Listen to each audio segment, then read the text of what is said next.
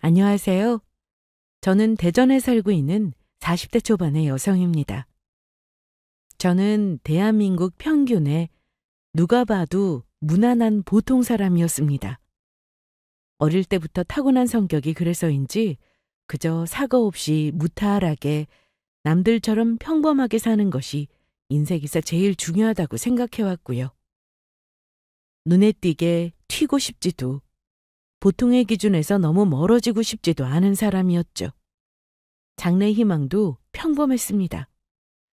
사랑하는 남편을 만나서 평범한 가정을 꾸리고 또 행복하고 건강하게 죽을 때까지 서로 아껴주며 늙어가는 것이었죠. 그 와중에 남편과 저를 닮은 사랑스러운 아이를 낳는다면 그것도 더할 나위 없는 기쁨일 거라고 생각했고요. 저는 운 좋게도 너무 이르지도 늦지도 않은 적당한 시기에 그런 사람을 만나게 되었습니다. 그리고 그 사람과 결혼을 했고요. 하지만 결혼 생활은 제 생각대로 되지 않더라고요. 결혼 생활뿐만 아니라 제가 소망했던 그 소원들은 하나도 이루어진 게 없었네요. 마흔에 접어들면서 저는 암에 걸리게 되었고, 심지어 그 와중에 남편이라는 인간은 제 뒤통수를 치고 바람을 피우고 있었거든요. 하필이면 왜 저에게 이런 일이 생긴 건지 믿을 수가 없었습니다. 그 인간을 원망하는 시간보다 혼자 자책하는 시간이 더 많았던 적도 있었고요. 하지만 저는 꼭 정신을 차리고 이 지옥을 이겨내야만 했습니다. 저에게는 저만 바라보고 있는 딸아이가 있었으니까요. 지금은 다행히도 모든 일들이 다 정리가 되었습니다.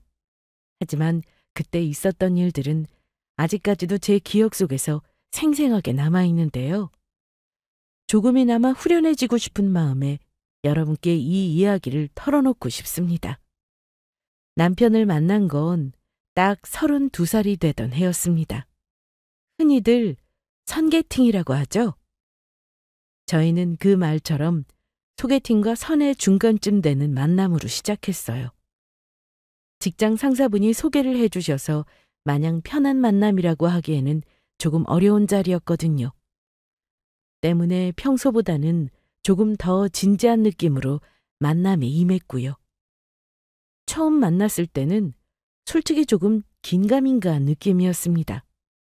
직장 상사분이 소개만 아니었어도 거기서 끝났을 만남이었죠. 하지만 그 사람은 첫 만남부터 저에게 호감을 느꼈고 적극적으로 만나보고 싶다는 어필을 해왔습니다. 많이 고민한 끝에 결국 속은셈 치고 한 번만 더 나가보자는 생각이었던 두 번째 만남에서 저도 호감이 생기더라고요. 첫 만남에서 긴장을 해서 그런지 많은 이야기는 나누지 못했었는데 그달은 고깃집에서 반주도 한잔하면서 조금 더 깊은 이야기를 나눌 수 있었거든요. 그 사람이 내리는 결정들을 보면 그 사람이 가진 생각을 알 수 있다는 말도 있잖아요.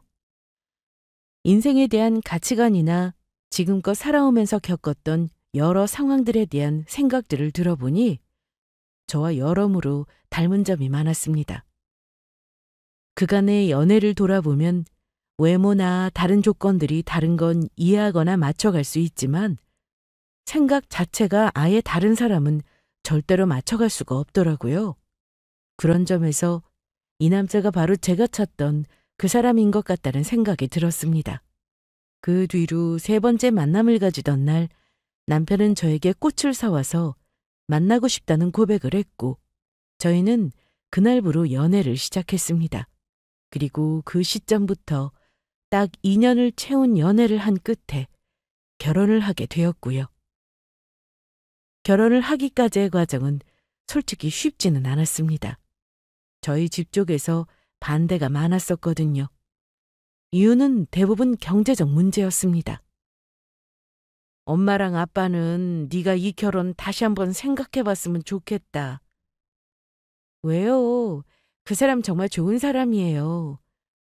네가 어련히 잘 알아봤을 테니 사람이야 좋은 사람이겠지만 그 나이 되도록 모은 돈도 없다며? 그건 어디 엉뚱한 데 쓴 게 아니라 대학 다닐 때 학자금 대출 갖고 하느라고 그런 거예요. 그래, 본인이 못 모은 건 그렇다 쳐. 시댁에서 보태줄 형편도 전혀 못 된다며. 신혼집은 어떻게 할 거야? 사실 저희 부모님이 걱정하시는 것도 이해가 되지 않는 것은 아니었습니다.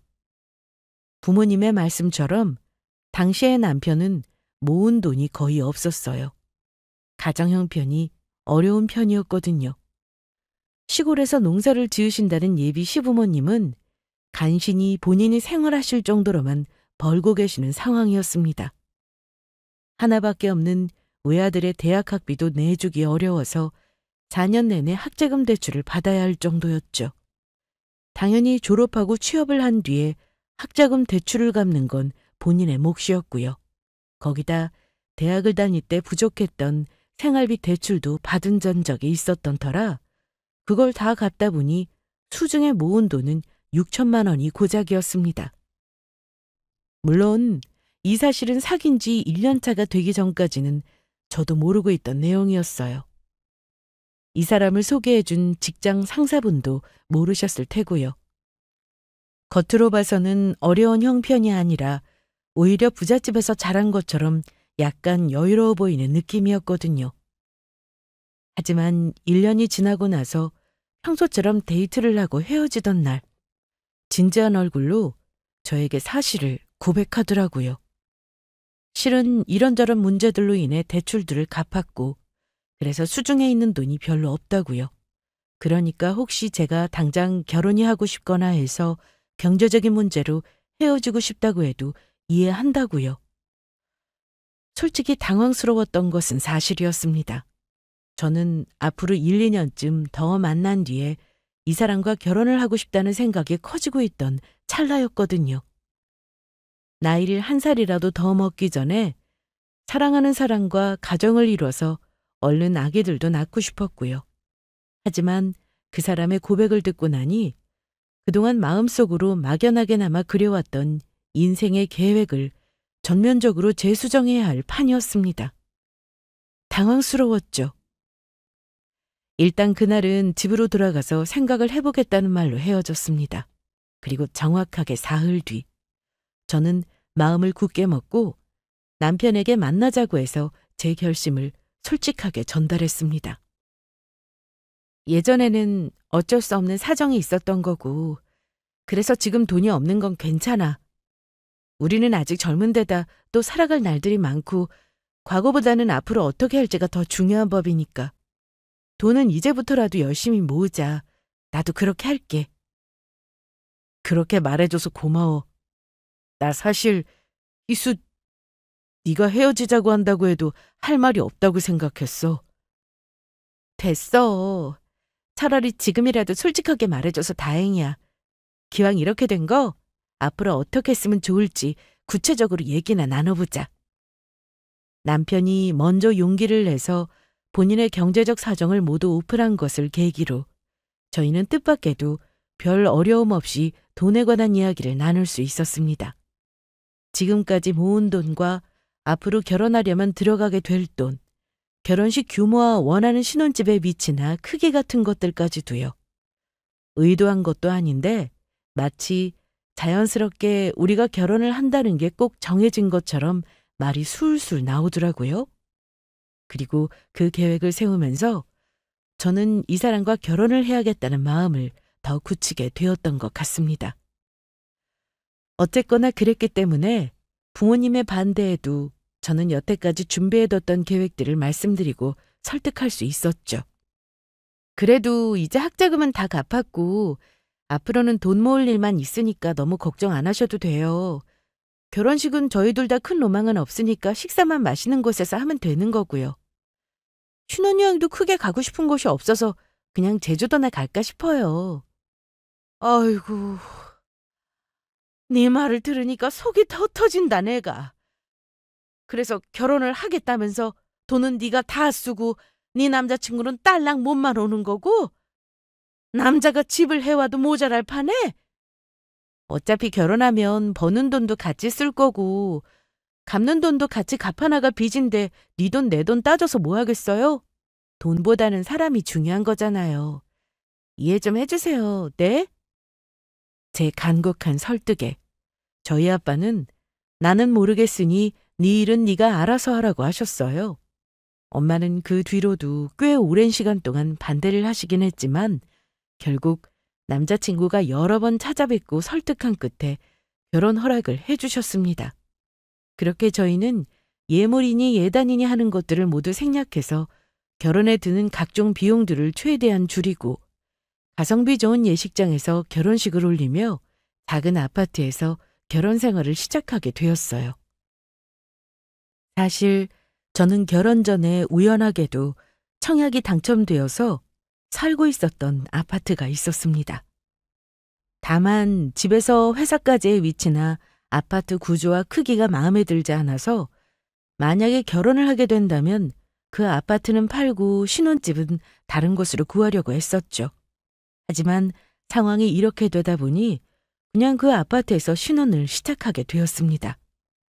아파트 대출금은 감사하게도 부모님이 조금 도와주셔서 1년 반 전에 이미 다 갚은 상태였어요. 거기다 이미 제가 살고 있어서 어지간한 가전이나 가구 살림살이들은 다 들어가 있는 상태였고요.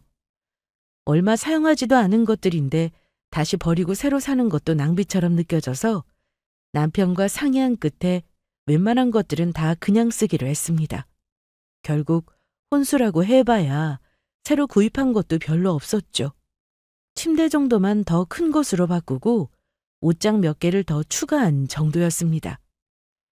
결혼을 하는 그 순간까지도 엄마는 한숨을 내쉬셨지만 그런 만큼 저는 저희가 더 잘 사는 모습으로 보답해드리면 된다고 생각했어요.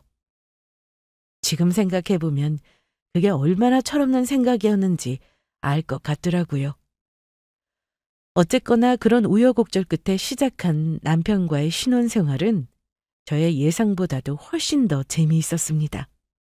늦은 밤에 데이트를 마치고도 각자 집으로 아쉽게 헤어지지 않아도 된다는 사실이 결혼하고 몇 달이 지나서도 계속 신기하더라고요. 퇴근을 하고 녹초가 된 몸으로 집으로 돌아오면 항상 따뜻하게 반겨주는 네 사람이 있다는 것도 너무 좋았고요. 더는 혼자서 테이크아웃으로 사온 햄버거나 차가운 냉동 음식을 돌려 먹지 않아도 된다는 것도 좋았습니다. 함께 살다 보니 조금 많이 귀찮아도 최소 하루에 한 끼는 따뜻한 음식을 직접 만들어 먹게 되더라고요. 같이 살면서 건강도 챙길 수 있다니 좋지 않을 이유가 없었죠. 당연히 살면서 남편과 제가 함께 맞춰가야 할 것들도 많았습니다. 서로의 사소한 습관이나 밤낮으로 다른 생활 리듬 같은 것들도 부딪히지 않게 조절해야 했고요. 집안일을 나누는 것도 처음 몇 달 동안은 꽤나 잡음이 많았습니다. 결혼 전에는 엄청 깔끔을 떠는 스타일이라고 생각했었던 남편이 결혼을 하고 나니 그다지 그렇지 않다는 걸 알게 됐거든요. 그래도 저희는 끝없는 의논과 소소한 다툼 속에서 잘 맞춰갈 수 있었습니다. 결혼 허락이라는 큰 산도 넘었는데 이런 것들쯤은 아무것도 아니라고 생각했죠. 그리고 서로가 아닌 그 누구와 살게 되더라도 혼자서 쓰는 집이 아닌 이상해야 다 겪어야 할 시행착오였고요. 한동안 그 행복은 지속되었습니다. 그리고 저는 그게 영원할 줄로만 알았죠. 흔히들 회사 생활을 할 때 위기가 3년 단위로 찾아온다는 말을 많이 하잖아요. 3년, 6년, 9년 차가 될 때마다 퇴사하고 싶은 욕구가 치밀어 오른다고요. 하지만 저는 회사 생활에서 그런 느낌을 전혀 받지 못했습니다. 저는 기본적으로 출근을 해서 일을 하는 것이 너무 즐거운 사람이었고 회사에서도 나름대로 능력을 인정받고 잘 나가고 있었거든요. 입사 동기들 중에서 승진도 빠른 편이었고요. 그런데 저는 오히려 결혼 생활에서 그 위기가 찾아오더라고요.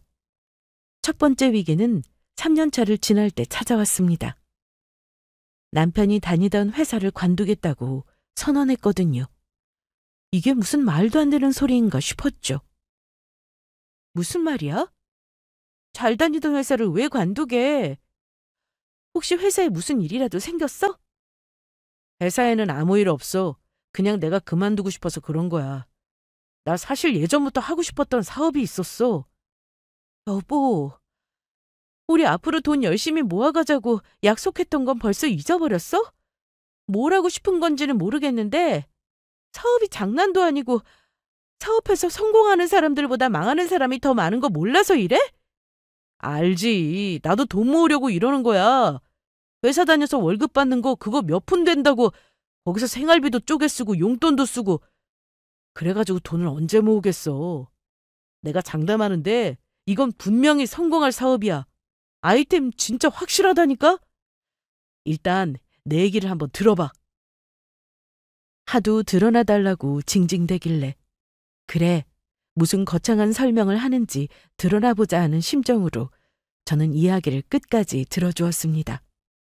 하지만 몇 시간이 넘는 설명을 듣고 질문과 대답을 주고받았지만 제가 느낀 의문은 그대로였어요.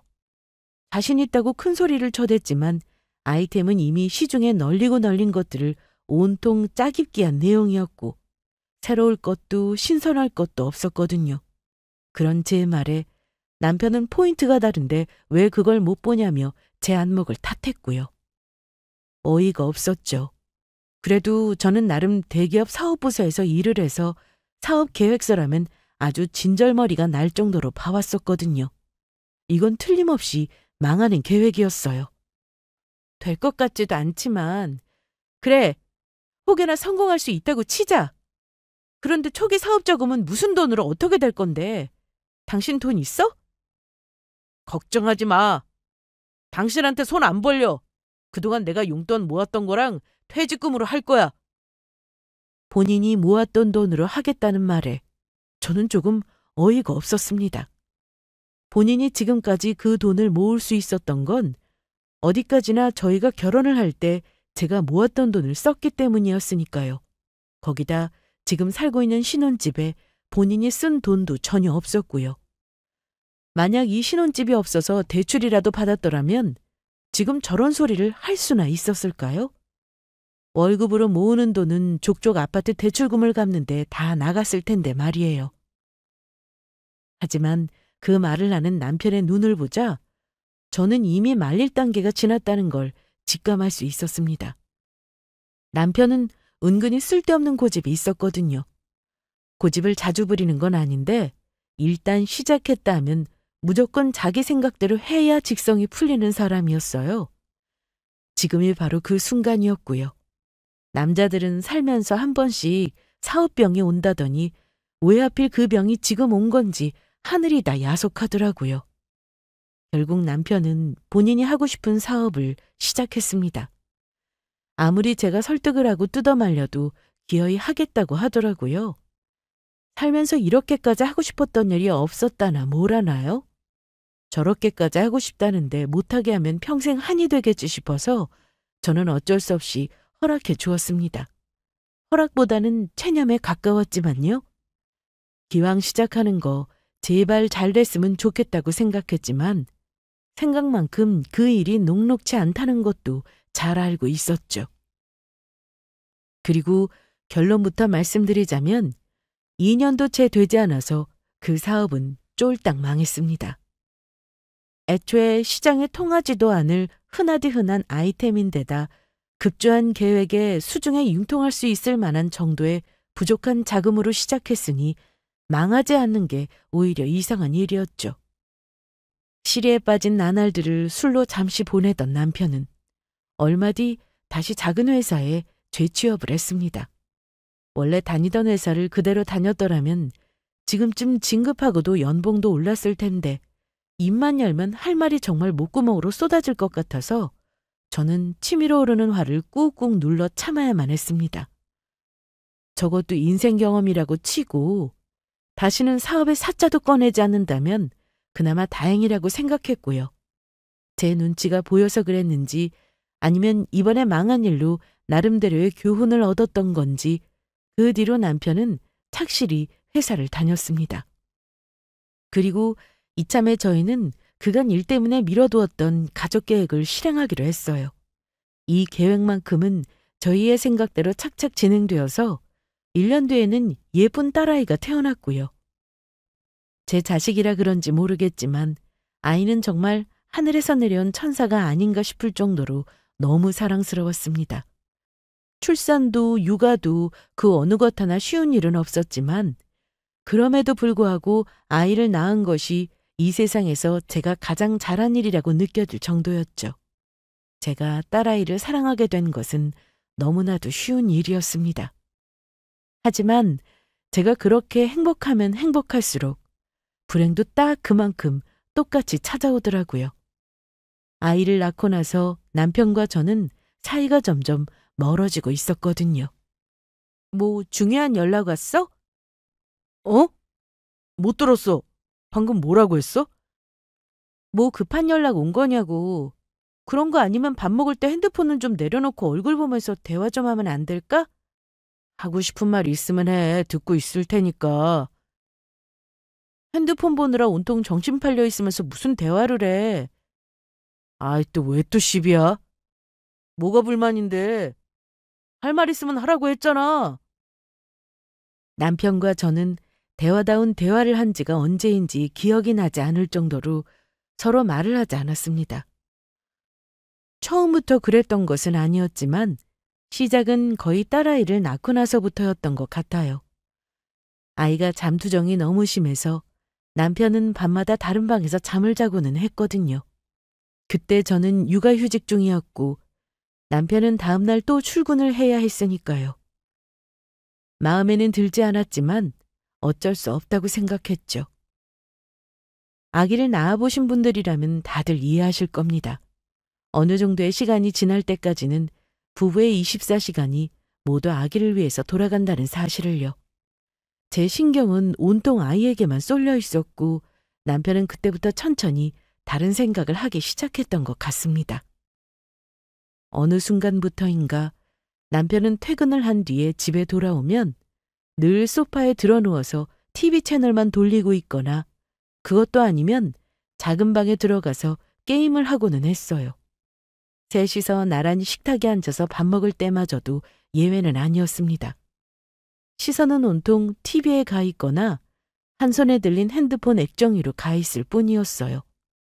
그 사람에게 저와 딸아이는 마치 투명인간처럼 이 집에 없는 사람이나 마찬가지였습니다. 하다못해 벽이나 구석에 놓인 물건 같은 느낌이었죠. 그렇지 않고서야 눈앞에 사람을 두고 어떻게 시선 한번 마주치지 않을 수가 있었겠어요? 당신 나한테 할 말 없어? 무슨 할 말? 요즘 왜 이러는 건지 말이야. 당신 지금 하는 행동을 보면 너무 많이 달라져서 아예 다른 사람인 것 같아. 이러는 이유가 있을 거 아니야. 그런 거 없으니까 괜히 시비 걸지 마. 문제가 있는 것 같으니까 대화로 풀자는 이야기를 왜 항상 시비로 받아들이는 건데? 됐어, 그만해. 안 그래도 하루 종일 일하다 와서 피곤해 죽겠는데 대체 왜 이래 진짜? 더 이상 이렇게 살 수는 없겠다는 생각에 저는 남편에게 끝없이 대화를 시도했습니다. 살살 달래보기도 했고 술 한잔하며 기회를 엿보기도 했죠. 하지만 별반 소득은 없었어요. 제가 대화를 시도할 때마다 남편은 매번 할 말이 없다며 빠져나갈 뿐이었거든요. 심지어 제가 하는 모든 말을 다 삐딱하게 받아들이고 있었어요. 당사자에게는 개선의 의지가 전혀 없었던 거죠. 저도 결국은 다 포기하게 되었습니다. 노력도 쌍방이 의지가 있을 때나 같이 하는 거지 혼자만 하려는 노력은 아무런 의미도 없는 시간 낭비일 뿐이었으니까요. 이렇게 사느니 차라리 이혼하는 게 낫겠다는 생각을 저라고 해보지 않은 것은 아니었습니다. 하지만 아무 죄 없는 딸아이를 생각하면 도저히 그럴 수가 없었어요. 아직은 한참이나 아빠 손길이 필요할 나이였으니까요. 거기다 겨우 이렇게 살다가 헤어지려고 그렇게 반대하는 결혼을 했냐고 하실 부모님을 뵐 면목도 없었고요. 이러지도 저러지도 못하고 있는 사이 시간은 잘만 흘러갔습니다. 그렇게 저희는 여느 이혼 직전의 부부들처럼 같이 사는 공간에서 지옥을 만들어가고 있었죠. 하지만 저를 기다리고 있는 지옥이 그것 하나만은 아니었다는 걸 저는 어느 날 사고처럼 알게 되었어요. 안타깝게도 대장암이 맞습니다. 의사의 입에서 대장암이라는 단어가 나오는 순간 저는 머리가 멍해졌습니다.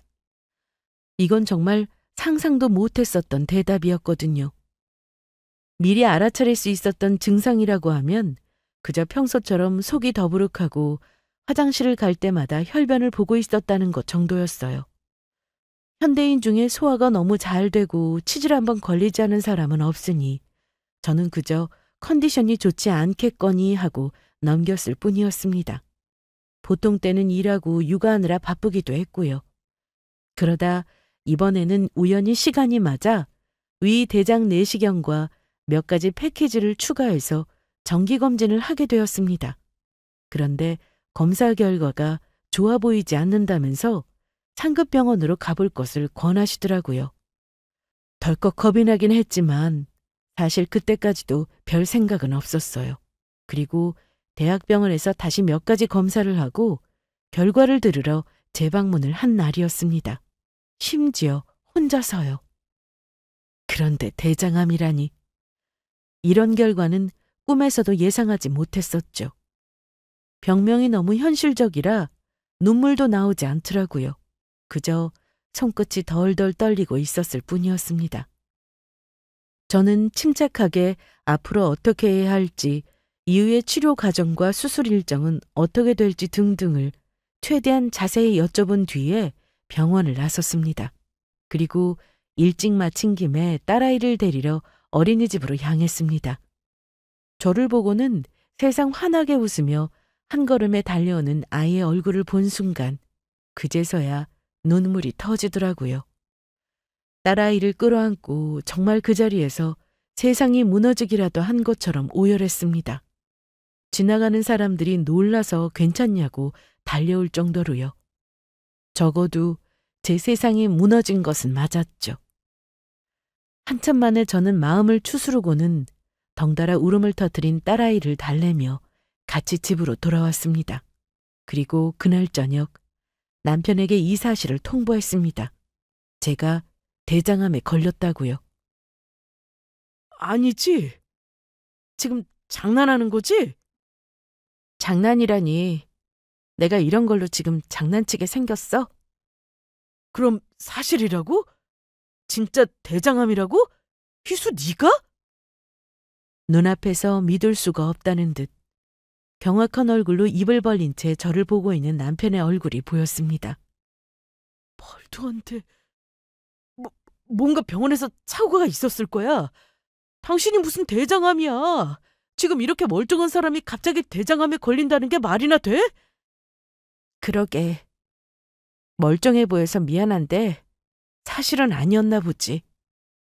제 말 자체를 아예 부정하고 나선 남편을 보자 저는 저도 모르게 퉁명스런 대답이 튀어나갔습니다. 암에 걸린 것도 힘들어 죽겠는데 이제는 이 인간에게 그게 사실이라는 걸 확인시키기 위해서 구구절절 설명까지 늘어놓아야 한다니. 이거야말로 저를 진짜 힘들게 하는 일이 아닐 수가 없었습니다. 그런데 이어진 남편의 반응에 저는 그 자리에서 굳어버리고 말았어요. 미안해. 여보, 다 내 잘못이야, 이수야. 뭐야? 설마 지금 우는 거야? 다 나 때문에. 내가 당신 말도 안 듣고 그동안 너무 속만 썩여서 당신이 이런 나쁜 병에 걸린 거야. 글쎄, 저희 남편이 땅바닥에 그대로 주저앉아서 아주 통곡을 하고 있더라고요. 저는 너무 당황스러웠습니다. 그래도 그간 살아왔던 정이 있으니 조금쯤은 슬퍼해 주겠지 하는 생각을 하기는 했었지만 이 정도로 슬퍼할 줄은 몰랐었거든요. 최근 몇 년간 저와 남편이 나누었던 대화들을 생각해보면 제가 이렇게 생각하는 것도 당연한 일이었죠. 왜 이래 갑자기? 일어나. 내가 나쁜 놈이야. 그런 병은 차라리 내가 걸렸어야 했는데 왜 하필 이렇게 착한 당신이 그런 병에 걸렸어? 남편의 울음은 그 뒤로도 한참을 이어졌습니다. 제가 당황스러운 눈으로 남편을 쳐다보고 있을 때쯤 남편은 급기야 자기가 그동안 잘해주지 못해서 그래서 제가 스트레스를 받은 나머지 그런 나쁜 병에 걸린 것 같다며 자책을 하기 시작했습니다. 그러더니 불현듯 뭐에라도 꽂힌 사람처럼 자리에서 벌떡 일어나 제 어깨를 붙들고 소리쳤습니다. 반드시 꼭 무조건 살아야 한다고요. 정신 나간 사람처럼 저를 향해 그렇게 소리를 지르는데 그 모습이 얼마나 절박해 보이던지 그 순간 저도 모르게 마음속에 맺혀있던 응어리가 녹아내리는 느낌이었습니다. 저는 남편을 끌어안고 함께 눈물을 흘렸습니다. 이제는 사랑이 다 끝났고 우리 사이에 남은 감정이라고는 미움밖에 없다고 생각했었는데 제 앞에서 엄마를 잃어버린 어린아이처럼 엉엉 울고 있는 남편의 모습을 보니 그동안 제가 오해했던 남편의 모습에 너무나 미안해지더라고요. 결혼 전 제가 너무나도 사랑했던 남편은 그곳에 그대로 서 있었습니다. 그 사실을 죽음을 목전에 앞둔 이제야 알게 되었다는 게 너무나도 슬플 뿐이었죠. 남편은 그 후로 저를 살리기 위해 필사적으로 애를 썼습니다. 하루 종일 제가 수술을 받을 병원과 유명하다는 전국 각지의 의사를 알아보고 대장암 수술과 치료법에 대한 정보를 찾고 또 찾았어요. 입만 열었다면 가망이 없어 보였던 암을 이겨내고 나은 사람들이 이 세상에 얼마나 많은지에 대해서 저에게 설명하기 바빴죠. 그게 다 조금이라도 저에게 희망을 주고 싶어서인 것을 알기에 그 내용보다는 남편의 마음이 더 고마웠습니다. 암에 걸린 후로는 조금 많이 늦은 감이 있기는 하지만 남편과의 사이가 더 좋아지고 있었습니다. 남편은 저에게 너무나 잘했고 저와 관한 일이라면 바람이 불면 날아갈까 걱정하는 사람처럼 조심스러워했죠. 여기 너무 좋다. 이런 곳이 있는 줄도 몰랐네. 그렇지? 친구한테 물어보니까 며칠 전에 여기 와이프랑 억새 보러 왔었다고 하더라고. 이번 주까지라고 하길래 당신이랑 꼭 와야겠다 싶었지. 그러게. 오길 너무 잘했다. 사진 찍을까? 거기 서봐. 내가 당신 사진 찍어줄게. 잡아놓은 수술 일정이 다가올수록 남편은 점점 더 저에게 잘해주었습니다. 본인이 데이트하기 좋은 곳을 찾아봤다며 주말만 되면 나들이를 나가기도 했어요. 이렇게 나와서 데이트를 했던 게 도대체 얼마만이었는지. 나오니까 이렇게 좋은 걸 왜 그동안은 안 했었지? 그게 너무 후회가 돼. 지금이라도 하고 있으니 됐지 뭐. 여보, 수술 끝나고 당신 몸만 조금 회복되고 나면 앞으로 우리 이렇게 매일 놀러 다니자. 우리 하늘이도 같이 셋이서 말이야. 그래 좋아. 나중에 귀찮다고 하기만 해봐. 절대로 안 그래. 나 벌써 어디 놀러 갈지도 다 찾아봤어. 진짜야. 남편은 세상 진지한 얼굴로 저에게 그렇게 다짐하듯 맹세했습니다. 우리가 내년에도 이 억새를 다시 보러 올 수 있을까? 저는 마음속으로 그런 생각을 했지만 겉으로는 웃고만 있었어요. 그 말을 꺼내면 남편이 너무 많이 슬퍼할 것만 같았거든요. 당연히 저로서는 그 누구보다도 간절하게 살고 싶었지만 제 생각대로 되지만은 않을 수도 있으니까요. 저는 맛있는 걸 먹고 좋은 곳에 구경을 하러 가고 아름다운 풍경들을 보는 이 모든 시간들을 다 소중하게 간직하기로 했습니다. 앞으로 다시는 볼 수 없을 생애 마지막 기억일 수도 있겠다라는 생각에서요. 그리고 드디어 암 수술날이 되었습니다. 저는 제가 수술한다는 사실을, 아니 암에 걸렸다는 사실 자체를 친정의 비밀로 했습니다. 부모님이 너무 놀라고 슬퍼하시는 모습을 보고 싶지 않았거든요. 만약 정말 알려야 할 순간이 오더라도 그건 가능한 마지막으로 미루고 싶었어요. 그렇게 저는 친정 식구들 없이 남편의 손만을 붙들고 마지막 작별 인사를 한 채 수술방으로 들어갔습니다. 수술은 성공적이었어요. 암 조직을 제거하고 대장과 인접한 림프절을 절제해야 했습니다. 천만다행으로 다른 장기에 퍼진 전이는 전혀 없었고요. 수술은 잘 됐지만 이후의 경과는 더 지켜봐야 안다는 의사의 소견이 있었습니다. 수술로 힘들었던 몸을 조금 추스르자마자 지독한 항암 치료가 곧바로 시작되었고요. 항암 치료는 제 생각보다도 훨씬 쉽지 않았습니다. 사람마다 부작용이 천차만별로 나타난다는데 저의 경우는 항암제 부작용이 너무나 심한 편이었어요. 하루 종일 구토하는 것은 다반사였고 저혈압에 어지럼증이 너무 심해서 쓰러진 적도 여러 번이었죠. 부작용이 너무 심하다 보니 치료가 제대로 되고 있는 건지도 알 수가 없더라고요. 그리고 그날도 저는 치료 중에 의식을 잃고 침대에 누워 있었습니다. 그 상태로 얼마나 누워 있었을까요? 창문을 열어두었는지 저는 온몸이 저절로 덜덜 떨리는 추위에 살풋 정신이 들고 있던 참이었습니다. 어디선가 남편의 목소리가 이명처럼 들리더라고요. 저는 머리를 몇 번 흔들어 간신히 정신을 차리고는 남편을 찾기 위해 힘겹게 자리에서 일어섰습니다. 그리고 목소리가 들리는 곳으로 천천히 걸어나갔죠. 복도에서 남편은 누군가와 전화통화를 하고 있었습니다. 무슨 즐거운 이야기라도 하는지 입이 귀에 걸렸더라고요. 보험금만 5억이 나온다는 거 있지? 이제 내 인생은 완전히 풀린 거지. 그때 남편을 부르려던 저는 순간 저도 모르게 입을 다물었습니다. 아무래도 방금 남편이 했던 말이 이상하게 마음에 걸렸거든요. 남편이 복도를 이리저리 배회하면서 통화를 하고 있었기에 저는 벽 뒤로 몸을 숨긴 채 이야기를 엿듣기 시작했습니다. 어쩐지 이 대화는 꼭 들어야만 할 것 같은 느낌이 들었어요. 그치? 나도 안 믿긴다니까. 걔가 원래 보험 같은 걸 엄청 좋아하기는 해. 살짝 건강 염려증이 있거든.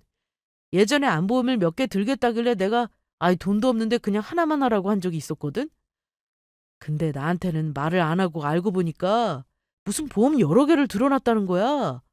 나랑 결혼하기 전부터 들었던 보험도 있었고 그게 다 합치면 5억이래. 완전 대박이지. 아무래도 남편이 말하는 걔는 대화 흐름상 저인 게 분명했습니다. 안보험을 들어둔 게 대박이라니. 이야기를 들으면 들을수록 점점 제 머릿속이 새하얘지는 느낌이 들었습니다. 뭐? 그러다 혹시 안 죽으면 어떡하냐고? 아우 자기야.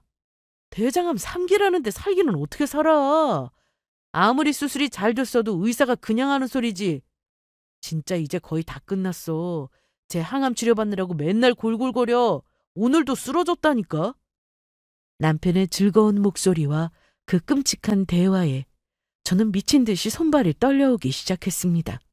그러다 나중에는 숨이 턱턱 막히더라고요. 호흡곤란 증세라도 온 것처럼요.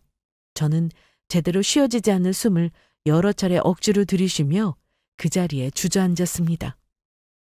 남편이 말하는 건 제 사망보험금이었어요. 수술을 받기 전 혹시라도 어떻게 될지 모른다는 생각에 남편에게 제가 들어두었던 보험들을 모두 정리해서 알려준 적이 있었거든요. 약관과 보험 내용 그리고 보험금이 얼마나 나올지도요. 저는 원래 친가 쪽 가족력이 있었습니다. 그래서 결혼을 하기 전까지 가입해둔 암보험이 있었고 결혼 후에는 고액으로 암으로 인한 사망 특약까지 가입해둔 상태였었죠. 그동안 딸의 핑계대고 더럽게 지겨워도 참고 살았던 걸 이렇게 갖고 간다. 개똥도 약에 쓸 날이 있다더니 쟤도 나한테 도움이 되는 날이 있긴 있더라고. 아이, 그 돈 받으면 뭐부터 하지? 남편 놈은 거기에 한마디를 덧붙였습니다. 이렇게 빨리 갈 줄 알았으면 보험 몇 개 더 들어둘 걸 그랬다고요. 이 끔찍한 현실을 목격하게 된 저는 이제 저 대화를 주고받고 있는 자기의 존재가 누군지 알아야만 했습니다. 누구에게 이야기를 하더라도 남편 놈이 쓰레기인 것은 변하지 않는 사실이었지만 적어도 그 상대가 불륜 대상만은 아니기를 바랐습니다. 정말 마지막으로 우리 딸애를 생각해서라도요. 하지만 제 불길한 예감은 이번에도 역시 맞아떨어졌습니다. 전화를 끊으며 그 인간은 핸드폰 너머에 누군가에게 세상 다정한 목소리로 사랑한다고 말하더라고요. 이쯤 되면 더 이상 들어볼 것도 없었죠. 피눈물이 난다는 게 바로 이럴 때 쓰는 말이었을까요? 저는 제가 암에 걸렸던 날보다 지금이 더 처참한 심정이었습니다. 힘들었던 과거를 다 털어내고 다시 사랑한다고 믿었던 남편에 대한 배신감은 이로 말로 설명할 수 없는 기분이었어요. 그리고 제 마음속에는 오로지 한 가지 목표만이 떠올랐습니다. 살아야겠더라고요. 무조건 살아남아서 어떻게든 이 복수를 해야겠다는 생각뿐이었죠. 저는 그날부터 연기를 시작했습니다. 남편 놈과 그 상간녀가 바라는 대로 더 확실하게 죽어가는 연기를 시작했죠. 남편의 앞에서 자주 쓰러지는 척했고 구토가 더 심해진 척 음식도 먹지 않고 도저히 약을 못 먹겠다며 버리는 척 한 적도 많았습니다. 그리고 그 효과는 확실했어요. 아주 제가 이미 죽기라도 한 것처럼 그 인간은 신이 났더라고요.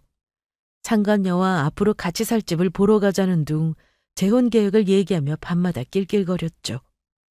제가 쓰러지는 척만 하면 좋아서 밖에 나가 하던 통화를 이제는 곧 죽을 거라 생각했는지 조심하지도 않더라고요. 제가 잠이 들었다 싶으면 틈만 나면 나가서 대놓고 통화를 하기 시작했습니다. 거기다 남편 놈의 정신 나간 짓은 그게 다가 아니었어요. 하늘아, 장난감 이거 어디서 났어? 못 보던 건데? 엄마가 사준 거 아니잖아.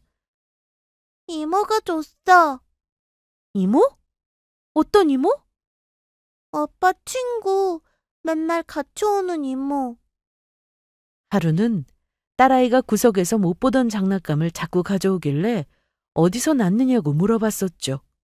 아픈 뒤로는 한동안 아이와 함께 제대로 놀아주지도 못했었거든요. 엄마 빨리 나으라면서 자기가 아끼는 장난감을 제 품에 안겨주던 딸아이를 보다 별뜻 없이 물어본 것이었죠. 그런데 알고 봤더니 그 미친놈은 심지어 딸아이한테까지 상간녀를 소개시켰었던 겁니다. 더군다나 말하는 걸 들어보니 이번이 처음이 아닌 것 같았어요. 제가 병원에 가서 집을 비우면 그 여자를 집에 데려왔고 그것도 아니면 딸을 데리고 밖에 나가서 그 여자와 함께 만나게 했던 것이었죠. 그 말을 듣는데 어이가 없는 걸 넘어서서 눈이 핑 돌더라고요. 화가 너무 나면 사람이 순간적으로 그렇게 된다는 걸 저는 그때서야 알게 되었죠. 그즈음 저는 변호사와 만나 이혼 소송을 위한 상담을 받고 있었습니다.